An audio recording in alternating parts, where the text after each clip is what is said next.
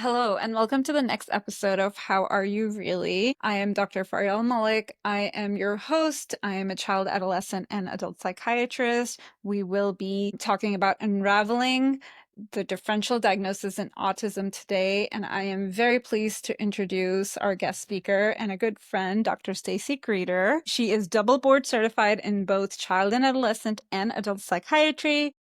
She owns a group psychiatric practice in Sarasota, Florida. She speaks from both her lived experience as an autistic, ADHD, and OCD individual and as a clinician. She believes in cross-pollination of knowledge between disciplines, creating space for safe, candid conversations on controversial mental health issues, and runs a multidisciplinary mental health professionals book club. Dr. Greeter also teaches at Lake Erie College of Medicine and Florida State University, is on the board of directors for Autism Career Pathways, NAMI, Sarasota, and on the leadership team of Autistic Doctors International. Dr. Greeter uses metaphors from fantasy universes such as Star Wars, Lord of the Rings, and The Little Mermaid to make psychiatric concepts accessible and engaging through her educational psychiatry bootcamp series. Welcome. Thanks so much for having me. We met, it was like a couple years ago, actually. When I had It's started really at cool. Suncoast. Yeah, no, it's been too long. Good to reconnect. Yes, absolutely, absolutely. So I am so excited to have you. Thank you hmm so much for joining us. You are absolutely an amazing speaker, and are so knowledgeable in this on autism and ADHD. So I am like so happy to have you here to speak about neurodiversity and kind of help us understand how to differentiate different diagnoses when it comes to symptoms that are kind of overlapping. What are some of the most common misdiagnoses in autistic people? Yeah, okay. So, I would sadly say that one that I've been seeing recently is a confusion between borderline personality disorder, narcissistic personality disorder, and autism. I also see ADHD symptoms often masking some of the symptoms of autism. Um, it's one I feel like it's one of the most complex and tricky diagnoses that we make.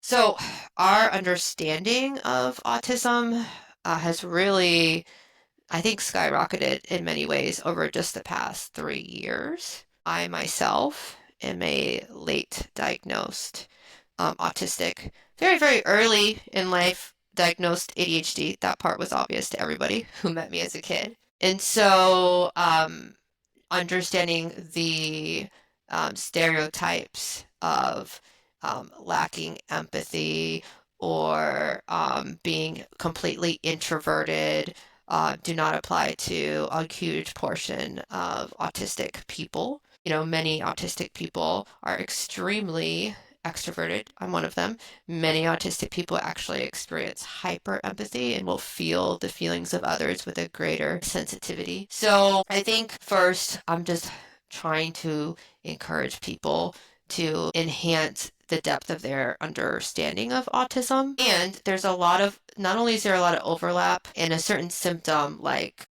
need for routines. Just because it's an autistic trait doesn't mean that autism is the only thing that owns that diagnosis. That could be owned by a totally different diagnosis, such as an anxiety disorder or obsessive compulsive personality disorder. So it can get really confusing for people to tease apart.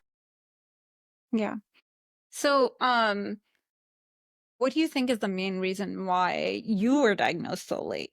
Why were they getting confused with the diagnoses? Okay, well, I think um, because they didn't understand and when I was diagnosed ADHD, that was back in, I think, 1987. So I'm showing how old I am. I'm 41, by the way. So in 1987, um, and they really had no idea how autism presents in people who are not intellectually disabled. So I think that's a big thing that we're just now discovering more about. We are are pretty, and here's another tangent, sorry, autistic and ADHD, so I go on tangents. But I've been thinking more and more about how I wish, even though everything's now called autism spectrum, whereas we used to have distinguishing Asperger's versus autism, and now they're all kind of lumped in, autism with and without intellectual disability. I'm thinking more and more it kind of is a disservice to autistic people with intellectual disabilities because you're putting me in the same category as people's kids who are non-speaking with very, very high support needs. So I think, okay, so one reason is I was not a non-speaking high support needs autistic. And then I think also I grew up as one of the only white people in a ethnically almost entirely black school. So I think a lot of and this happens that when there's an ethnic difference, people's differences in social communication or people's struggles with fitting in can be attributed to the ethnic difference, the racial difference. And I'll admit, for a while, I was like, oh yeah, it's just because, I'm not fitting in because I'm not black. And well, of course, that contributed to me not fitting in. But let me tell you, that was definitely not the main reason I wasn't fitting in. And I think that is a big factor in misdiagnosis and a lot of autistic people of color, unfortunately, or autistic people who have immigrated from another country and another culture. It's attributed to autism. And then ADHD. So because the ADHD mind is novelty seeking, that can at times mask that need for sameness and routine. And it's not that I don't have any need for routine. Just looks different for me. And then in addition, the extroversion of being ADHD doesn't fit the mold. I was always really fascinated by people and like became a people. I think being autistic made me an intensely curious people detective to figure out what was going on with other people from a very young age to kind of figure out what people needed from me because it wasn't automatic being autistic, which of course I turned into a career in psychiatry over time. So I think I think that the fact that social norms feel very, I would say, irrelevant to me and they're not on my radar so much, I think was attributed to giftedness in me instead of like, oh yeah. So I think they'll be like, oh, well, that's a gifted, weird white kid, not an autistic kid, basically. I think that's what was going on in a nutshell. Sorry, that was a really long answer. No, but that was a great summary. Okay, so you said that borderline personality disorder and other personality disorders right now are, I guess, confused Of with. many, many things, right? Yeah. Yeah. So how would you say the emotional ability is different, like in borderline personality disorder versus autistic people? Yeah. Yeah, so that's a really great question. And is data to show that this is a big contributor to misdiagnosis, but also keeping in mind that many autistic people can also have borderline personality disorder, both occurring. I think it's important for us to be able to piece apart the two so we can even see if they are co-occurring. When an autistic person um, is having emotional dysregulation, so the triggers are often different than when a borderline personality disorder. By the way, I hate that borderline is called a personality disorder. It's kind of stigmatizing. But anyways, that's what it's called. Are having emotional dysregulation. In borderline personality disorder, this is going to be driven by an interpersonal conflict where someone is perceiving that they're being rejected or abandoned, whereas with an autistic person, the most common meltdown causes are sensory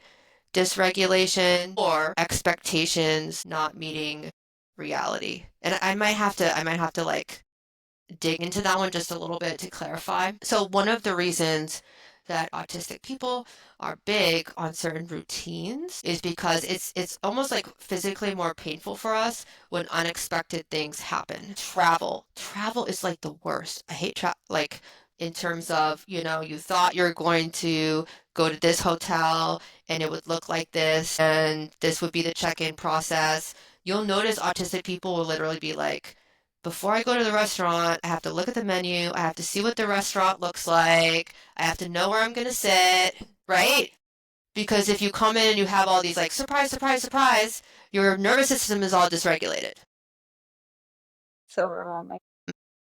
Whereas for someone with borderline personality disorder, I see it much more of this relationship push pull pain, just the pain of trying to figure out where they stand in a relationship, the identity of who they are in a relationship, and you also see that, of course, the shifting between idealization and devaluation happening. Yeah. Did I answer that question? Yep, yeah. One of the things that, like, from that restaurant example, right? Yeah. How would you tell that that's not just somebody's ADHD Yeah. versus it being a symptom of autism? How would you, like, is there a differentiation? Because I know a lot of Yeah. ADHD people do that too, right? Do they? Is that an ADHD thing too, you think? Yeah, it is. I've seen it, I but wonder if they're maybe they autistic they are though. on they have autism just undiagnosed, maybe. Okay, so it's more common, especially in autistics without intellectual disability, Okay, yeah. i.e., autistics like me. It's actually more common for you to have ADHD than to not be ADHD, Right, right, yeah.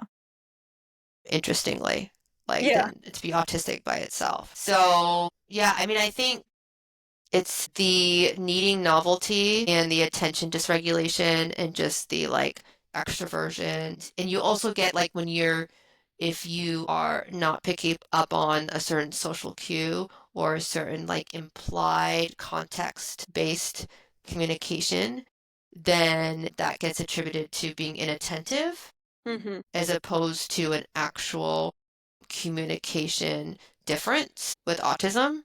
So that's how the ADHDers tend to be diagnosed much, much later in life or missed. I will say, for example, like, so for autistic people, engagement in our special interests is really, really important for our emotion regulation. And so that could be another difference too.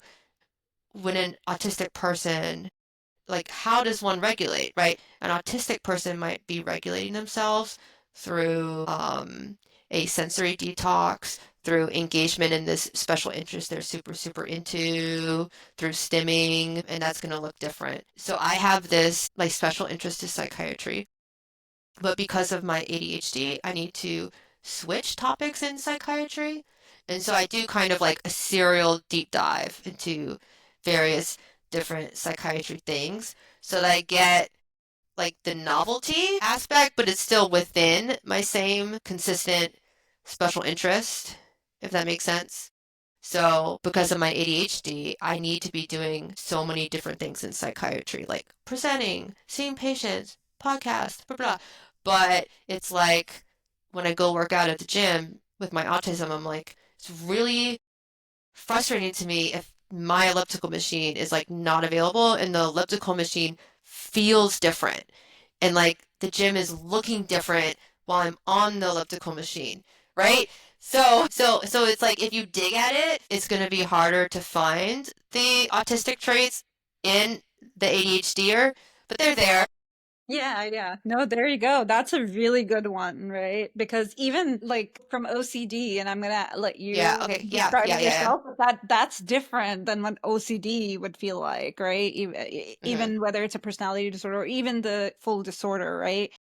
Yeah. It would be different, that feeling of like just you're like not in the right place because it doesn't look or feel exactly the same. So I'll let you get to the OCD Yeah, differences. I would say like I feel like with the need for sameness, not all of it, but I think a lot of it is just driven by sensory needs a lot of times, Yeah, yeah. right? And that's not what OCD or OCPD No, though is. I will say, I mean, I will say that there's some interesting overlap too with OCD. I think people with OCD, there's interesting that I think they do have a kind of almost vivid sensory experience of their intrusive fears sometimes, if that makes sense.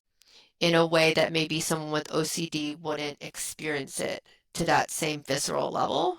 But so, I mean, the person with OCD, I would say there's a lot of autistic people who are also OCD.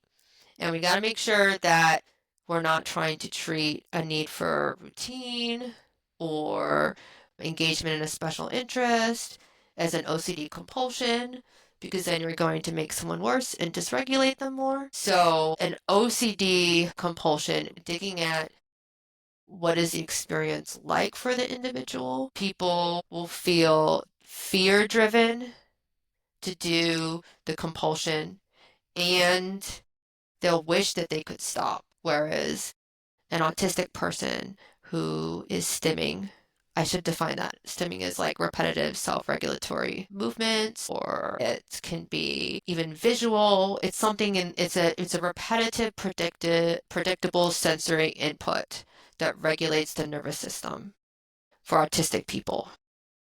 And the short word for that is stimming. So if you dig into it with an autistic person about their stimming and ask them if they wish they could stop or what it feels like, they'll say that it feels like a nice discharge of energy or it feels regulating, that often it's done when they're kind of excited about something or nervous to regulate themselves. Classic OCD compulsions are trying to undo an intrusive OCD fear, such as, did I really turn off the stove? Let me go check again. And let me go check again. And it never really feels like certain. Mm-hmm. So I'd also say that it can be harder in little kids, right? Adults will hopefully have a little more insight into the irrationality. They're like, I know this fear doesn't make sense. I know the stove is really turned off, but I just got to go check it one more time. And we might not have that as much in little kids to be able to verbalize their internal experience. But I will say, stimming generally shows up very, very young. And is kind of repetitive and regulatory, whereas OCD behaviors in little kids generally don't show up in toddlerhood. They're showing up a little bit later, um, and they're causing a lot of distress to usually everybody in the family. Mm-hmm. I think part of the issue is colloquially anything that's repeated or intense, we call it OCD. Like, my kid is OCD about Pokemon. And you're like, no, that's a special interest, actually. Yeah. Yeah. But like if your kid is like, oh my God, what if something happens to my Pokemon cards? I have to like arrange them. Are my Pokemon cards judging me? Oh my gosh. And there's fear there. And I think a compulsion feels like a must or something bad is going to happen. And a stim feels like just, I don't even know. It's kind of hard to explain. It feels kind of more freeing. Were you, and feel free to say if you Sorry, want to I'm answer talking this. a long time. No, no, no, you're totally fine. Were you diagnosed with OCD first? I diagnosed myself with OCD first, but I do therapist, don't worry, who agrees I have OCD. But it's interesting because as a kid, I had OCD as a kid, but nobody knew. Mm-hmm. I wasn't diagnosed until I learned more. I learned it more about what OCD was when I was, I think, in med school and residency, and I probably knew about what it was as a kid too. Yeah, sorry, you had a question and I interrupted you. No, you're totally fine. So how do you know what part is OCD versus what part is autism for yourself as an individual? Yeah, and patients ask these questions, and it's good questions. Mm-hmm. And okay, so what part is OCD? Like, I went through a period, this was in residency, I went through a period where I was really afraid I wasn't asking my patients about their suicidal ideation in the right way.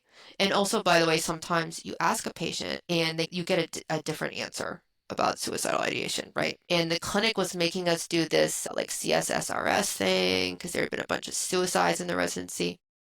And so my OCD decided to latch onto that. Yay. Um, and I would want to ask my patient again, like the same safety questions, because it was telling me that I was asking them somehow wrong in a way that would like make my patient not tell me they were unsafe, and then it would be all my fault. My patient would complete suicide, blah blah blah blah. You know how it goes with OCD, yay, right? And it's always going to prey on something that is really the opposite of your own natural character, Mhm. of course, right? It's Yeah. going to tell you, like, you're not a conscientious doctor. It's going to be your fault when your patient gets hurt, blah, blah, blah. Um, and so I worked through that. I worked through that in therapy. Ironically, because I had to work hard at it in terms of being as neutral and inviting as possible when I was doing this assessment and asking patients these questions, really to make sure that my OCD wasn't ironically making me like mess up this assessment, making the patient feel any discomfort from me, right? Mhm. You know, like if patients know what answer you want to a question, they're going to want to give that answer, right? So I developed really great strategies for doing really, really very, very neutral and inviting safety assessments. And so I think to help understand OCD, my OCD feels very, very annoying and interfering. And my engagement in learning about my special interest, psychiatry, feels very, very freeing. That's a very good way to put it, and very clear, you know? Sure. Yeah. Yeah, OCD is very controlling, Yeah. No, right? absolutely. Yeah, that's such a simple way of putting it and very helpful. Okay, so the last of the personality disorders, What? narcissistic personality Oh, but we disorder. didn't even cover OCPD too, by the Yeah, way. I know. But okay, so I'll We'll see talk this. about OCD and OCPD So, first. and How have you about that? noticed that everybody's coming in and they're like, my husband is a narcissist? I Mm-hmm. don't know if, anyways. Some husbands are narcissists, true. But I think it's being thrown around a lot lately. Okay, so I think when at its core, I think narcissism is an insecurity about being wanted or important enough or enough in comparison to others. And this intense pain in the face of perceived disrespect. At times, I've had patients who, like, there's I'll give examples, like, 'cause let's say that um, wife is neurotypical and the husband is autistic. And the wife is like, sharing something painful, and the husband's like, okay, well, what you should do about that is X, Y, and Z. They're having trouble um, mirroring and reflecting the wife's emotions. Significant a significant portion, about 50%-ish. Okay, 50%-ish, honestly, of autistics struggle with alexithymia, which is like color blindness for one's inner emotional states.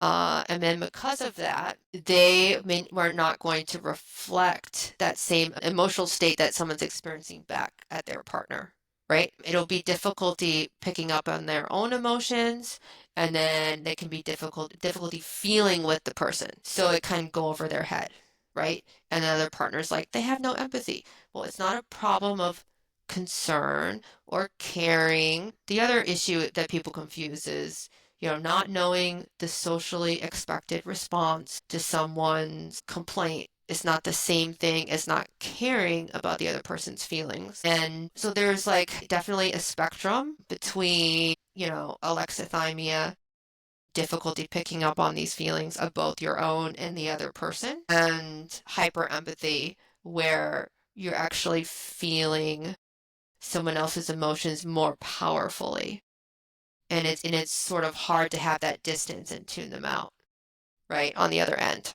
I see additionally this, like, because autistic people, we get really, I do this, I get really, really sucked into my special interest. Okay. And then I'm really, really into it. So maybe like if my husband doesn't like seek me out and get my attention and be like, hey, I want to dot, dot, dot right now. I want your attention. You know, I could really keep going. I could really keep going. And I will need some very assertive and direct communication to get out of my tunnel engaged in my special interest. And that can be misinterpreted as not caring Yeah. about the other person.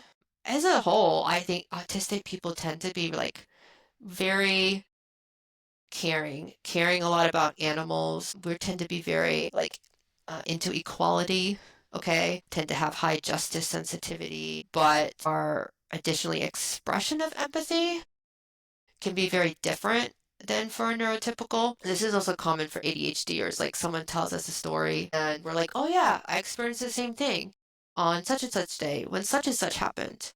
And they're like, why are you making it about yourself? You're being selfish.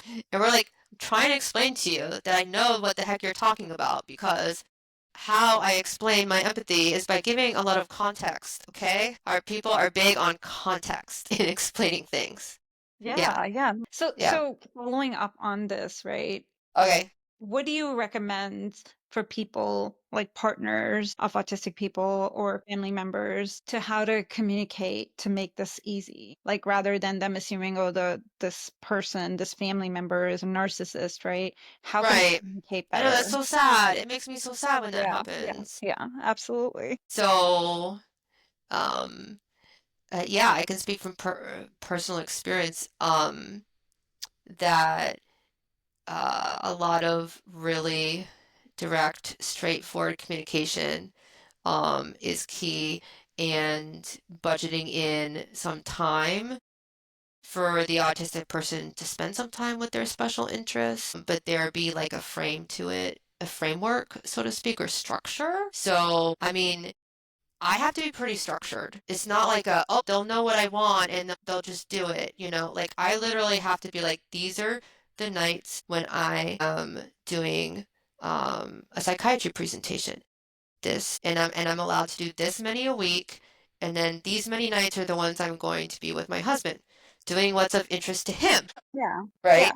yeah, I have to be like really matter of fact about it, as opposed to like this idea like, oh, if you cared, it should just happen naturally. yeah, Yeah, I don't know. I would kind of toss that out and be like what is actually gonna work? I think I recommend both partners learn as much as they can about autism.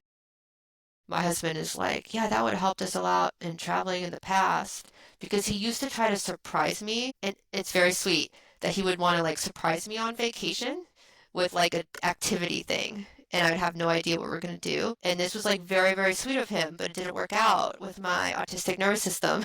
yeah. So it wasn't as sweet for you because it just kind Right? of And he'd be like, bummed I'm you. so hurt because you're not like excited about the thing, which is understandable. Very true. Right. So, and he really, I think, kind of helps remind me to eat, kind of can pick up on when, I'm starting to like lose my emotional regulation some sooner than I can at times, Hmm. right? That's really nice. But like in a non-judgmental, loving way of like, yeah, you need to have some food before we continue this conversation. That's amazing. Okay. Yeah. So OCPD versus OCD. First, can you tell everyone what the difference between the two is? Because, everyone says, oh, I'm OCD, and they're actually talking about OCPD. So can you like tell the difference and then we'll get into the differences between OCPD and autism? Okay. And these are like brief overviews, but I'm doing my best here, I know. Okay. Okay, so I feel like so OCPD at its core, it's like people need it to be a certain way so that it's good enough. Okay, it's almost like a perfectionistic um badge of honor, prevention of shame has to be just so, Mm-hmm. right? Mm-hmm. Um, More about control and avoiding shame. Okay, so with OCPD person, they're like, the dishwasher needs to be this certain way. Like, that is the right way to load it. You did not load it right. Like, this is the way. This is the way that is neat. This is the way that is correct. And other people are just loading it wrong, right? So we distinguish that in autism, right? Because someone saying, oh, well, Stacy, you're being OCPD by wanting to use the same elliptical machine. Okay, well, there's no value judgment on the perfectness or whatever of the elliptical. Like, that's not what I'm going for, right? I'm not like trying to make it just right. Like, I'm like, no, I'm trying to regulate my sensory system and it feels off to me. And then it's not, and then well, by the way, elliptical itself is a stem, right? Is stimming for regulation. Whereas the person with OCPD there is a value judgment. Um, That elliptical might be the perfect one there, and that's why they're it's like, I must use, yeah, or like with OCPD, it would be like, I have to do my exercise just right the best way. If I don't do it just right, it's terrible. That's laziness to not do your exercise just the right way. Like, that would be more of the OCPD. Yes. Whereas with autism, it's like, I need to feel okay and not be dysregulated more, Mhm. right? Yeah. Yeah. That makes sense. Yep. All right. So, um, coming back to OCD, which OCPD and OCD are different because, Yeah, like I said before, OCD is fear driven and controlling in that sense rather than right. OCD. So like OCD is like, I must, end on such and such number on the elliptical, or oh my God, I'm just gonna like have this not right feeling forever that will plague me forever. Something bad is gonna happen. I don't know why we're going with the elliptical so much, but yeah. That's but it's a very simple example, right? Understandable. Okay. So stimming and tics and OCD, how do you differentiate all the repetitive movements or behaviors? Okay. So pics. I have diagrams for this too that I can send you. Let me put a shout out to Megan Anna Neff has a website, Neurodivergent Insights, and she has this section on her website called Misdiagnosis Monday, where she makes really cool Venn diagrams. Oh, that's So, all. anyways, you guys check it out. So an OCD compulsion is fear driven. A tic is more of it's also kind of a sensory experience because there's this premonitory urge to just do it, and you can only kind of inhibit it. You can inhibit it for just so long until you just have to do it. Usually it's like throat clearing, eye blinking, shoulder shrugging. This is complicated because whereas, okay, sorry, a stim is again regulating and you're doing it repetitively in a certain rhythm, generally speaking. Okay. Versus a tick is usually kind of brief and then it's done. And then it comes back and it's brief and then it's done. It's true that with OCD, something that was a stim could become a compulsion because it could develop its own fear story. Like it was regulating for me doing my stim of going back and forth on my feet and that's my stim. And then because of my OCD, I have to do it 5 times and I have to do it before I exit the house. So the same behavior can start as one thing and become another thing and also become a whole new thing, is what I'm trying to explain. With sometimes tics can also in that same way become OCD compulsions. So essentially, figuring out what the internal experience is like for the patient is really key in distinguishing it. And then being aware, because many patients are going to have OCD, tics, and be autistic, that it can change up at any time Yeah. Yeah. and shift. Yeah. Yeah. Absolutely. So it's from what I'm hearing, Yeah, and I want you to clarify if I'm sure. wrong. It sounds like tics and stimming would be really difficult to separate out. Okay, let me think how to explain it better, okay? I don't, I think I think one big thing, so ticks, like I said, one difference is ticks are annoying and Hmm. stimming is enjoyable. Okay, that makes sense. Another main difference is that ticks feel like you have to do it to get relief from the tick, you know? It's an Hmm. urge that just builds until it's released. It's true that suppressing stimming can be emotionally dysregulating Hmm. for autistic people, but it isn't like a must, so to speak. It's more of like I think like a more pleasant discharge of energy. And it's really about, I think with the stimming, it's really about sensory input. I'll give you an example. I have a blanket. It's actually my baby blanket. I've had it since I was a child. And it's funny because people are like, why do you still have your baby blanket? I'm like, well, my baby blanket feels really nice rubbed between my fingers. And that is the blanket that I will always have for that purpose. And that is a stem. Yeah, That is a stem. yeah, Okay. yeah. That makes So complete. I'm Thank like, you for explaining that. yes, yes. So that is something that I'm like getting really nice regulating sensory input from. And so if I'm doing that, I'm like rubbing a little blanket between my fingers, and it's just like you can do it for a while and you're sort of in the zone. You're like in the zone, you're like in the flow, right? Just enjoying that sensory input. Whereas a tick is like, I feel like it's almost like an explosion that has to come out of people that needs a release that they wish would go away. Yeah, does that make sense? Yes, absolutely. All right, all right. That was really helpful. Okay.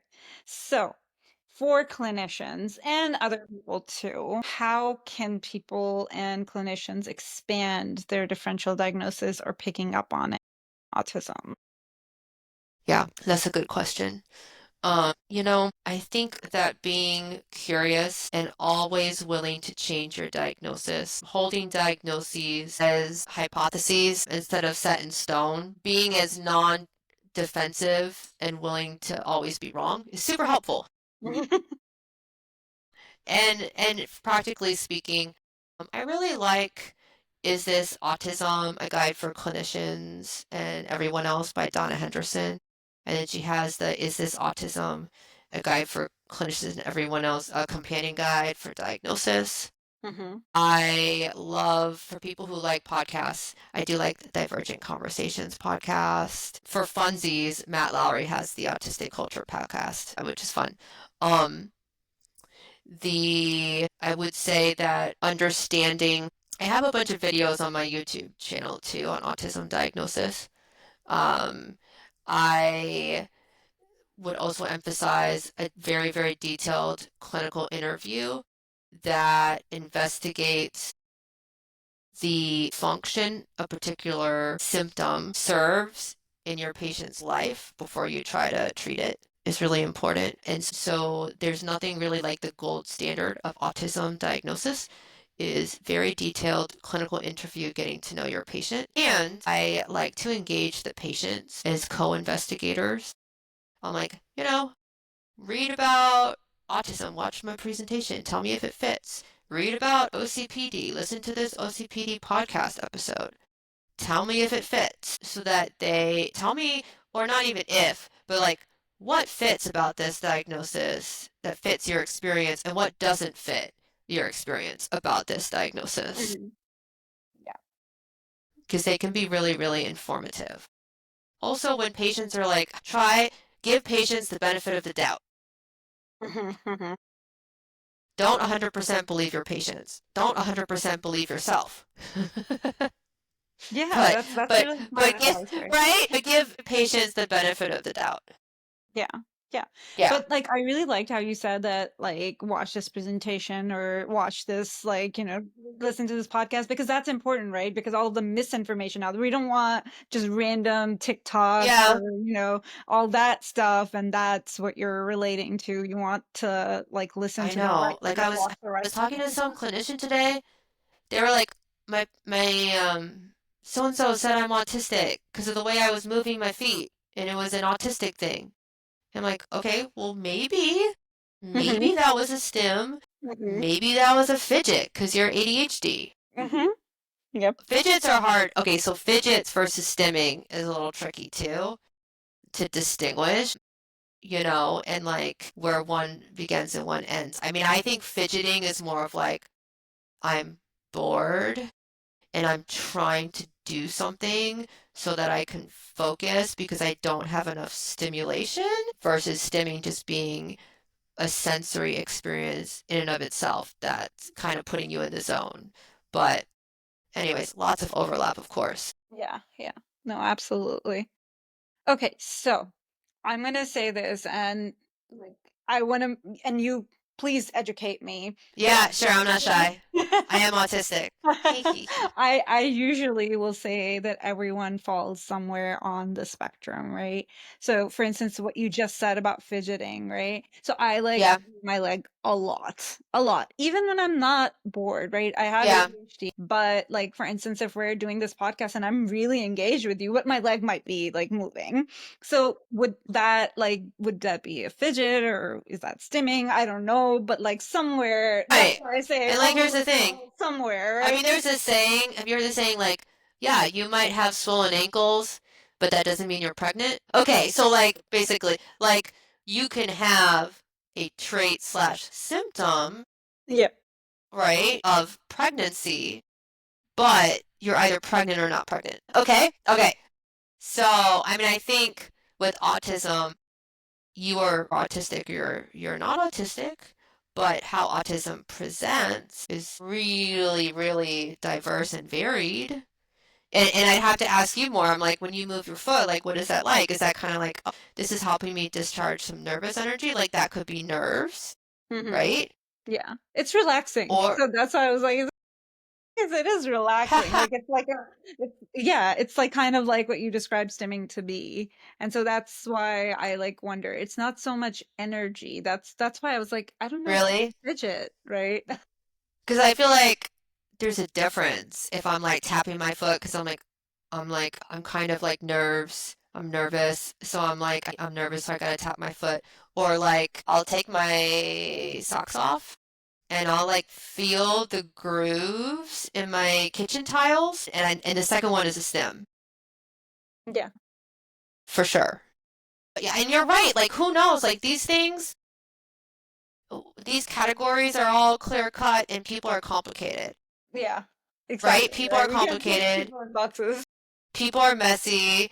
I'm just making a big deal about differential diagnosis because um, we can't give people effective treatment when we don't know what we're treating or if it's something that should be treated. Yeah, exactly. Kind of like my moving my legs because I'm not Right? Do into it. Go this. for it, I'm not man. like, yeah. Because Right? it's relaxing, and that's how it's always been, even You like as a moving your legs. child. Maybe you just like moving your legs, Yeah, right? it looks like fidget to people, and like even in childhood, people would say, "Are Or you're you serious?" autistic, maybe. Ha ha ha. Who knows? Hee hee hee hee. So tell me about neurodivergent care, like, affirming care. Why is it so Mm. important to provide that? What does it actually mean? Because when I look at it, I'm like, okay, as child psychiatrists, we are all neurodivergent affirming, but no, it means something different. So I want you to kind of elaborate on. I mean, I wish all psychiatrists were neurodiversity affirming. Neurodiversity affirming is focusing on the person living their most authentic and fulfilled life, whereas what is called the traditional medical model focuses on someone being the closest approximation of, quote, normal as possible. Okay. Okay, that makes some sense now.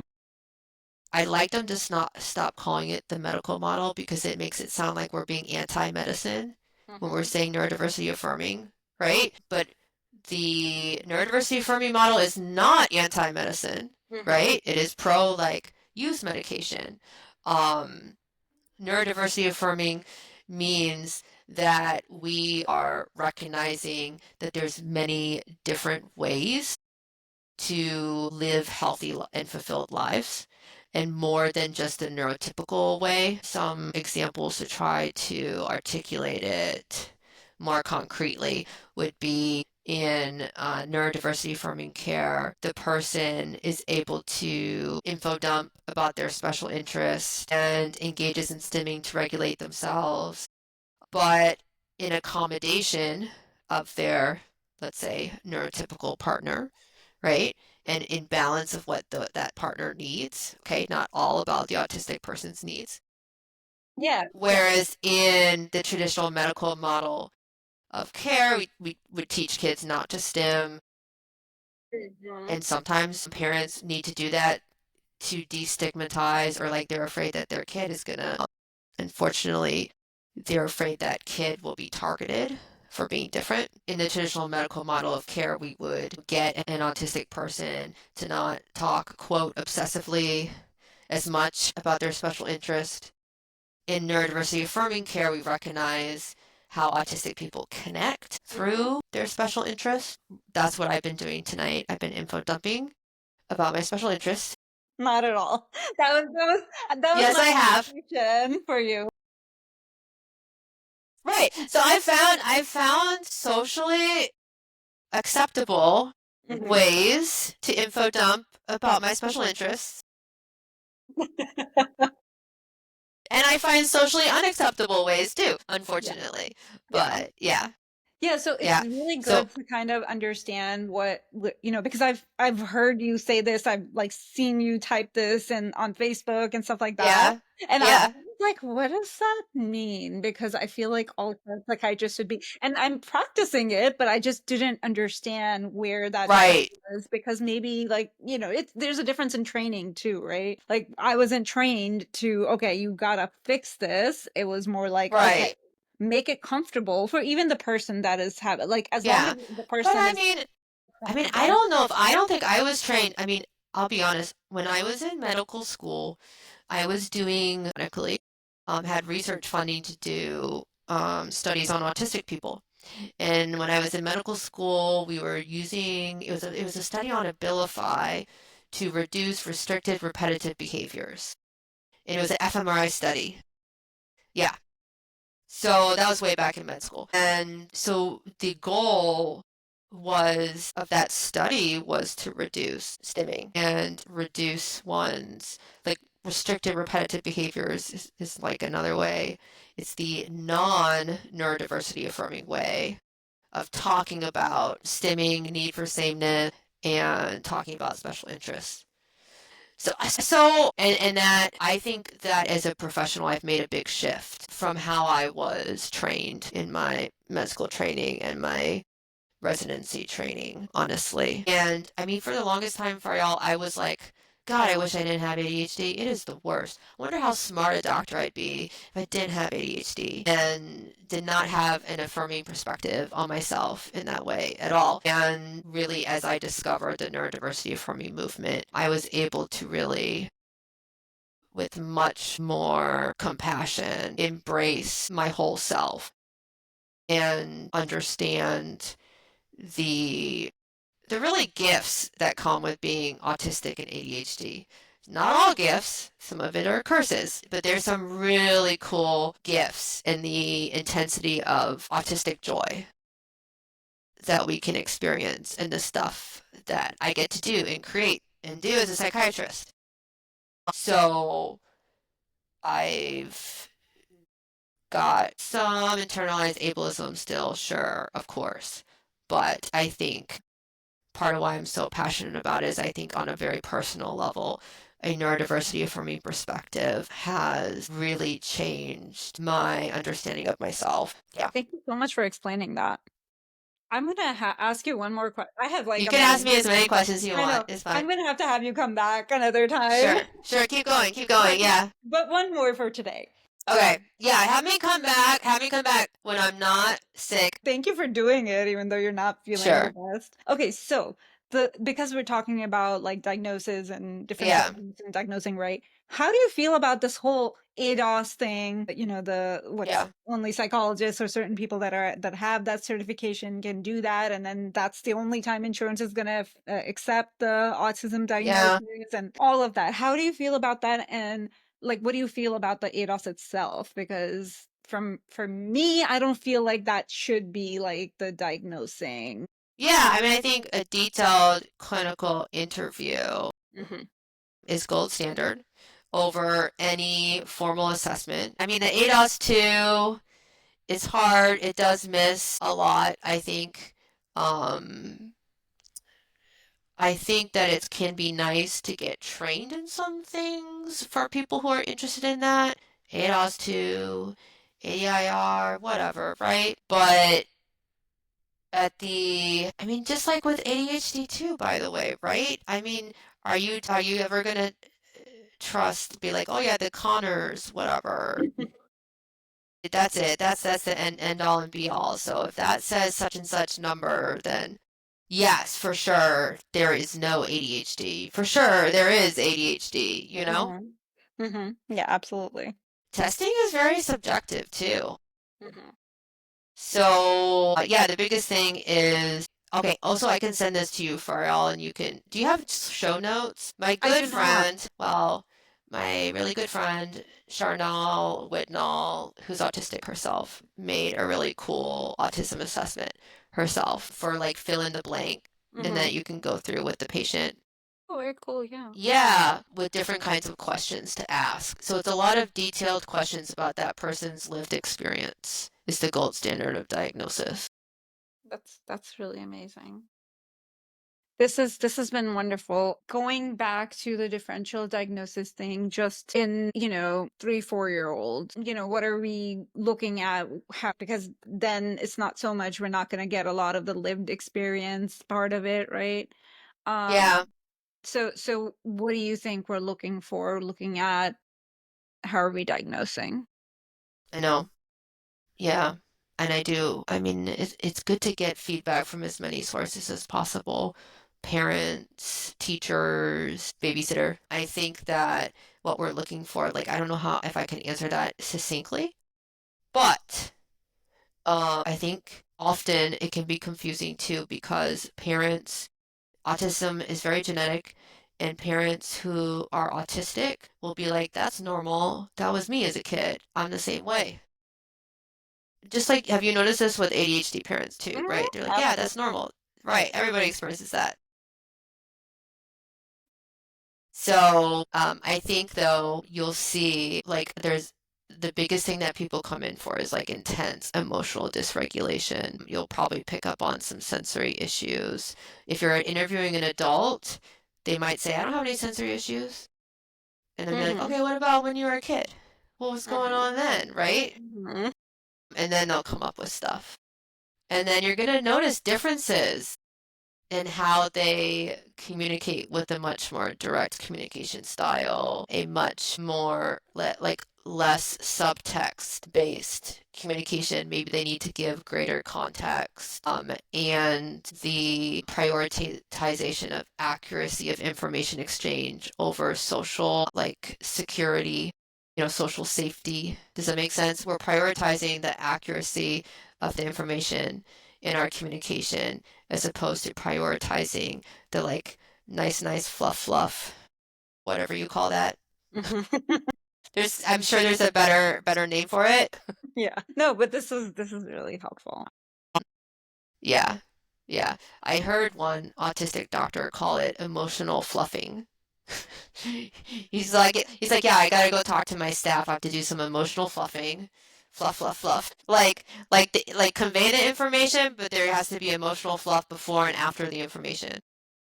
Yes, I really like that. I'm going to use it. Okay, just coming to how, like, not so much narcissism, but just like a direct conversation, right? Just being like, not adding that emotional fluff and just saying it. I don't know, maybe time or whatever is limiting you. How do you like in a person? I'm very direct, like, and I tell people, Yeah. you're not going to get good mornings and how are you from me. I'm just Right. going to say this, and that's all the text you're I going to mean, I get. think it's hard to, okay, I had this experience. I was at the doctor, and it's funny because doing psychiatry, great, awesome. Like in psychiatric communication, directness is so wonderful. Like we're talking about really taboo, socially, often socially inappropriate topics in a very direct, matter-of-fact way as psychiatrists. So it really does lend itself to autistic communication. But then I go out into the world, right? So, anyways, I went to go get my stupid hips. I had to get an injection and my hip bursa. And I'm like asking, okay, so what are my activity restrictions? And they're like, oh, well, you're going to be sore for a couple days. And I'm like, oh, well, again, what are my activity restrictions? Can I do the elliptical? Can I do weights? Can I, like, I start listing out, right? And they're like, well, for a couple days because you're going to be sore, you're not going to want to. And then I have to clarify, I'm like, okay, is that because you think it's going to bother me too much to do the exercise psychologically? Or is it because I'm going to damage the like injection that you did? Right? Like, you know what I'm saying? Like, I feel like it's always like, we need clarification here. I hear you. And I think that's hard. Um, I don't know. I think neurotypical people are confusing each other a lot more. Um, than like okay, so people will be like, oh, miscommunication of autistic people. But I'm telling you, um, a lot of times neurotypical communication is not super clear. It's more about which serves a good purpose, okay? You know, neurotypical communication, the main priority is to solidify a relationship within a comfortable social hierarchy, which is really important for our survival as a species. And autistic communication is there to convey information as accurately as possible. So they both have their pros and cons, I suppose, right? Yeah, I don't know if that made sense, but yeah, I'm always the one that's like, okay, somehow I have to ask 4 or 5 different questions to actually like figure out the answer to the question. I really liked my office. They gave me like a list when I got my tooth pulled out of Yeah, exactly what I can and cannot eat by days. And I was like, this that's is great. perfect. I really appreciate that because it's very confusing. Oh, soft for this many days and like then you can eat this much for like whatever. And then after Right. 10 days you can be, well, that what do you mean? Like, is like if I just, have like rice, isn't that soft enough? Like they actually listed out exactly examples of what you could eat. And I appreciate that. Yeah, or if you don't know, just say, I don't know, right? You can also tell people, I don't know, when you don't know what the instructions should be. But yeah, I hear you. Make expectations clear, please. So I just don't do the emotional fluff thing when I'm like working. However, when I'm not like giving instructions for work reasons, I really do want to know how are you really doing? So I know you're taking steroids and not feeling well, but how are you doing? Dr. Greeter had some technical issues. However, she said she is doing really well and excited that this educational podcast had been launched. I appreciate you so much. I'm always impressed by everything that you're doing. I am so glad that this is your special interest because it helps us learn from you. So we're very thankful for that. Yeah, it's really true. It's absolutely true. So thank you so much for coming, joining us today and like doing this with me. I appreciate your time. You're not feeling well and you still did it. So you're the absolute best and I can't wait to have you back again. Thank you. Bye.